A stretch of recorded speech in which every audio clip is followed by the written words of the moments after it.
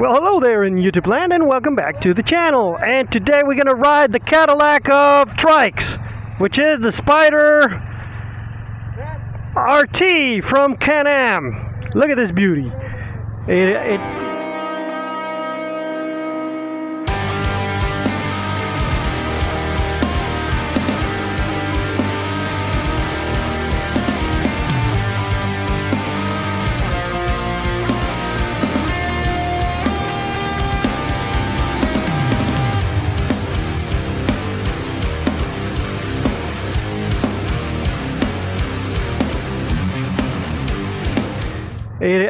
This one has everything, right?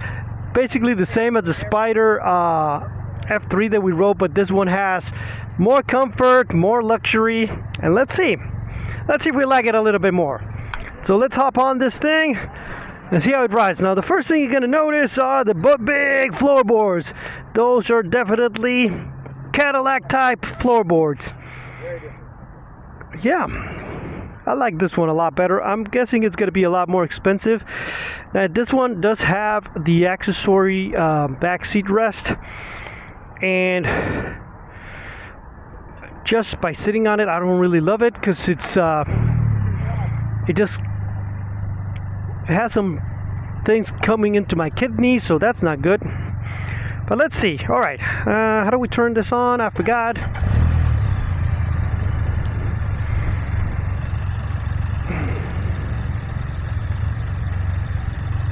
Alright, has electronic windscreen too. Oh, ignition.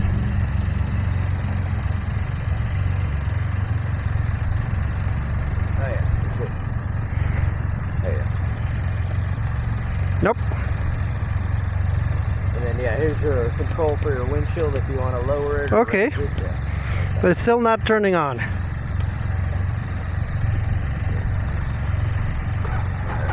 Oh, you have to roll it, yeah. Okay, I forgot about that. That's weird.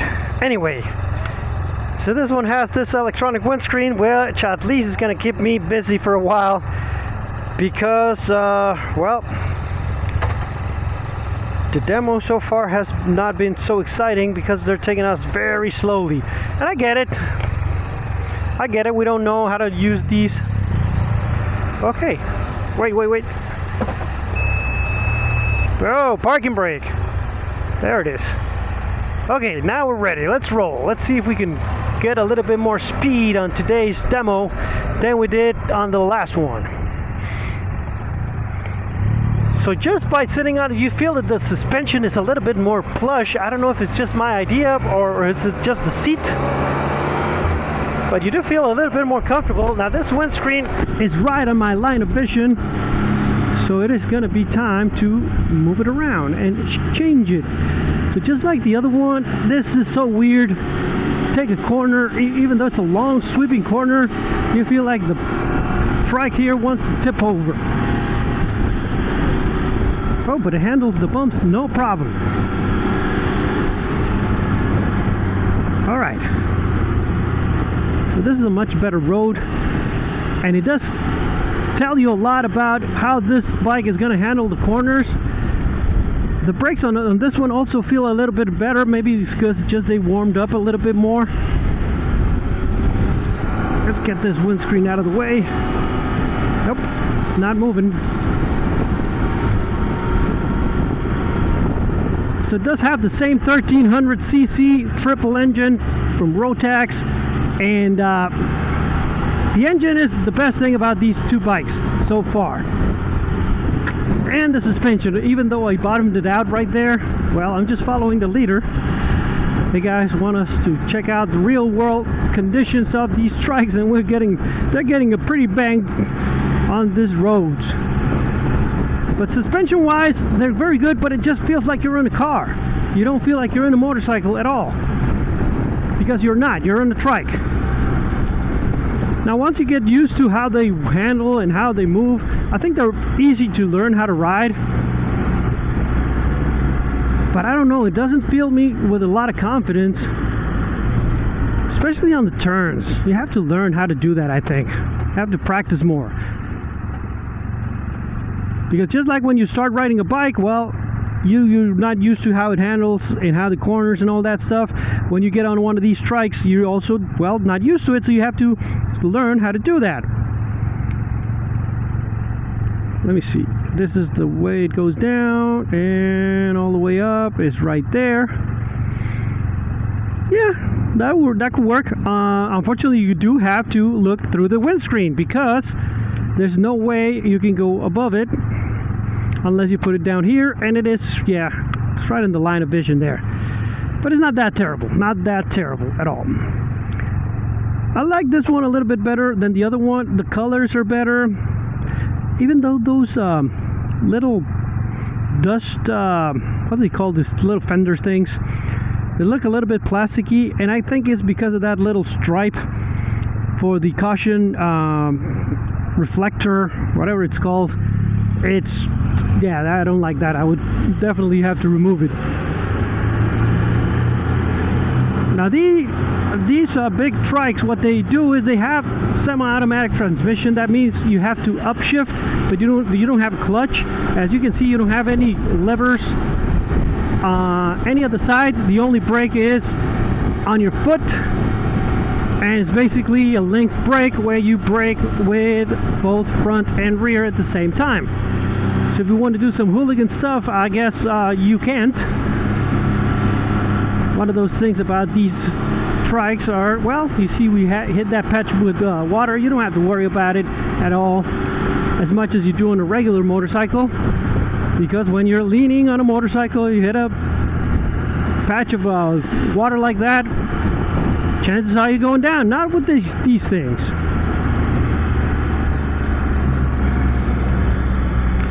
Yeah, I like this one a little bit better. It's the seat is a lot better, more comfy.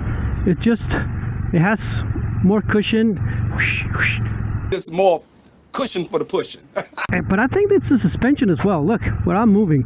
Also, these big floorboards, this is great because now you can move your feet wherever you want. They do have a parking brake, as you can see. And what you can do is put the parking brake on and not worry about it. That way you don't have to worry about the bike rolling down or behind or anything. It's not a bad place to be. Now, would I consider buying a bike like this? No siree, this is not for me. Not for me because it's a different experience, it's nice. But I mean, unless I have all the motorcycles that I want and all the cars that I want, if I'm just a billionaire, then yeah, I will have one of these. But for being my everyday commuter, I would rather have a car, and I was definitely better have a motorcycle. Because as we explained on the last video, these they lose a couple of things that made me buy a motorcycle. And the first one is you can filter through the traffic, and you can get to where you're going without sitting in traffic. And this one, you have to basically sit in traffic. And the second one, is the most important one, is you lose the lean. And the lean in the motorcycle is the most pleasurable thing about it. So yeah, you do get a great engine, you do get some pep, you do get some acceleration, which will be fun, and it's going to be a different experience. But it's, I mean, for me, I just like motorcycles too much. So yeah. Now, don't get me wrong, this is not a bad machine. If you into these type of things, exotic things, different things, you want to be different, you want people to look at you, yeah, you get that with these. And this one is a little bit more comfortable than the other one, so you can cruise or ride for hours. You can tour maybe, and I think this type of ride is not doing these Can-Ams any justice, because they're not built for this. They're not built for the everyday commute. They're not built to be city riders. These are for long hauls, taking your old lady and going on the highways in America. That would be what this thing would definitely thrive. And you can do that. You can do that with this bike. But would you rather do that with this bike or a Honda Goldwing or a Harley Tourer? You see, I wouldn't. I wouldn't. I just like the motorcycles too much. I like leaning too much. Now, would you get this one for let's say somebody who doesn't want to learn how to ride motorcycles, just is too scared? I don't think this is the option, because these things are also pretty scary, and they're gonna be just as dangerous, I think. So that would not be the option. Most of the people that I know that bought these are people who used to ride big touring bikes, and then they had an accident, or they're getting too old, they can't carry the bike from the pedestal and all that stuff, or from the kickstand, sorry, and they can't do that, so that's why they go into buying something like this. That's why Harley has the Trikes, and that's why Can-Am has been selling a lot of these to those old bikers. Now they came up with that one, which I think it's the Riker, I think it's called, for younger people. And I do see some people riding with those little sporty ones, but most people who are young would rather have a motorcycle as well. So now why doesn't Can-Am come up with a bike? Because this engine is pretty good. I mean, so far what we tested so far, it's not been a lot, but I mean, you can hear it and you can actually feel it, that it has a lot of pep, right? It has a lot of grunt, and if it's a triple, you can make it sing a little bit more, just tune it differently and give it more higher output, and I'm pretty sure it's going to have a lot of horsepower. But that bike, I mean that engine on a two-wheeler with these types of luxuries that they have, that would be a great bike. That would be a bike that I would consider, right? So why doesn't Can-Am do it? I don't know. If anybody can answer that question. So yeah, the transmission takes a while. The semi-automatic, when you giving it the beans, it's not as good as a quick shifter. It just takes a while for it to engage.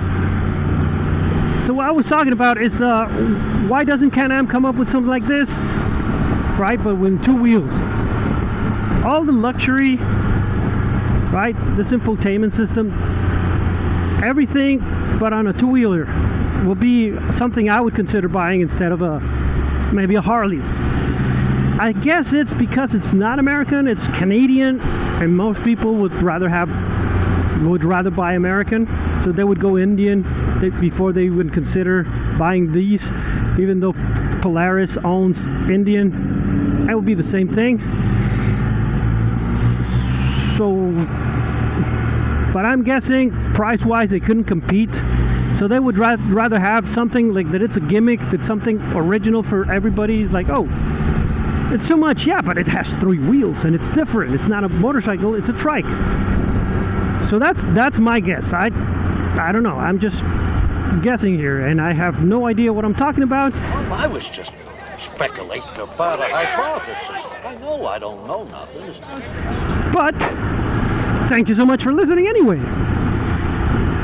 What do you guys think? Put your comments in down below. I know you love to put some comments there, and are always nice. You guys are always writing nice things to me, so thank you for that. Things like, what the hell, you don't know what you're talking about, do some research before, you buffoon. Okay, I could, but I didn't. I just came here to ride these Can-Ams, and I can't say they're disappointing or they're like, oh my god, they're a surprise of how good they are. I think it's just what I was expecting, right? Something different, something comfortable. The comfort level is what's a little bit underwhelming, or that's disappointing even. Because I was expecting this to be so much better than a Harley in comfort-wise. And it's not. It's not. The reason is that you can't really move around on the seat. You have to, even though I would love this seat on a Harley, but you're stuck there, and that's the position you're going to be there. If you're going to tour for long hours, well, your butt is going to be demanding some relief. Another thing, Well, with these big floorboards, you can stand up a little bit, but you have to be very careful because any input that you put on the handlebars, well, the thing is going to turn where you're telling it. Motorcycles are a little bit more forgiving on that regard. When you stand up, now these things do have the self-canceling indicators, which is good. All of these buttons, even though they're a lot, I started playing with it on the other bike, and they're pretty intuitive and they're easy to read. They do have some tactile feel. I don't know with winter gloves how they feel, but so far so good. Obviously, you're going to have cruise control. Obviously, you're going to have the infotainment with all the technology. You can connect your phone, listen to your music, right? It has Bluetooth, other things. What I don't see is where you connect your phone, where you place your phone. I guess you can always go handlebars, but on a big one like this, you need to have someplace. I think it's here. Yeah, there it is. It does accelerate very nicely, and it does handle the bumps really well. I mean, yeah, it's a very premium thing, and for what it is, I wouldn't mind having a motorcycle, two-wheeler with this suspension, right, with that engine. Can-Am, please, this is what I'm begging you, do this. People are gonna want something like that. They'll buy it, believe me. Yeah, so here's, this one feels like it's gonna break in any second, but that's where you can put your phone. Yeah, that's so weird. Because Can-Am usually, as I said, it's a little bit better than Polaris in their fit and finish. But this thing is, yeah, this plastic thing is really disappointing. It feels very cheap, very Chinese. Everything else feels very premium. I like it. I like this little logo, the paint, the design. Everything is good on this trike. It's just not for me, but at least not yet. Maybe when I'm 90 and I can't really get my Harley off of the kickstand, then I would consider something like this. But for me, right now, no. And for my wife, no. It's too much money for somebody who's not going to ride a lot, unless she loves it. I mean, it would not be a bad idea. But first we have to get her to ride. We have to get her to learn how to ride, and then maybe she loves it. I'm pretty sure she will. She's just scared. But once I get a little bit of money, I'm going to get her as a gift the Motorcycle Safety Foundation course so she can learn how to ride. Because you can learn how to ride in one weekend. Those MSF courses are really well put together, and that's why the other day they were discussing, should we get like graduating licenses for motorcyclists in this country like they do in Europe? No, please do not. Don't listen to anybody doing those things. It's just an excuse for government to give more of your money, right? The only one you're hurting is yourself if you're stupid enough to go buy an R1 as your first bike. So yeah, let us do our stupid things.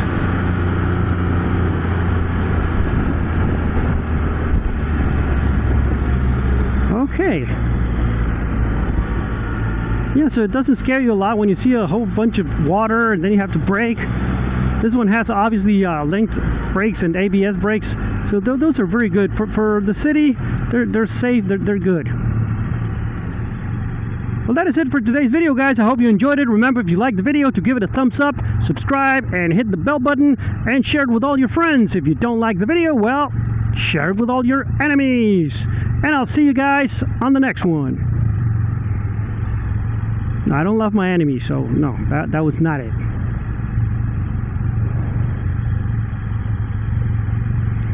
Well, the second part of this ride was a lot better. I don't know if it was because of the bike or we just get out of traffic and... Alright, I'm gonna close it now to take a nice video.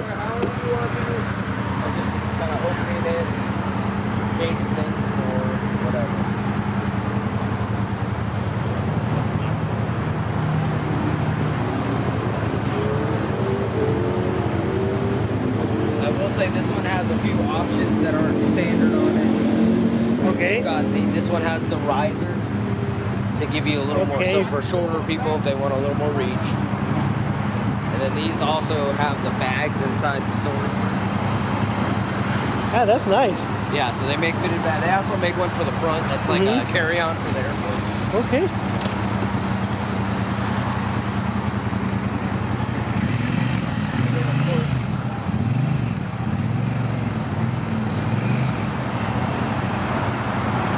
Want me to close it too far? Yeah, sure.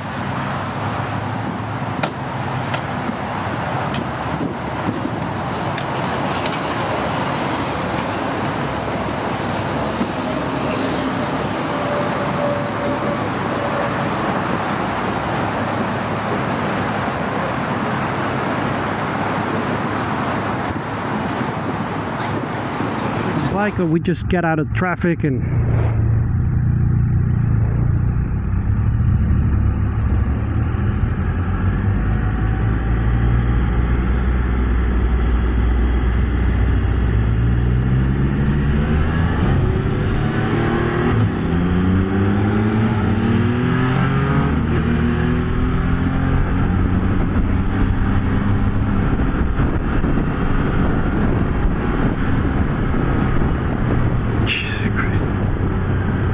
use my front brake and I can't.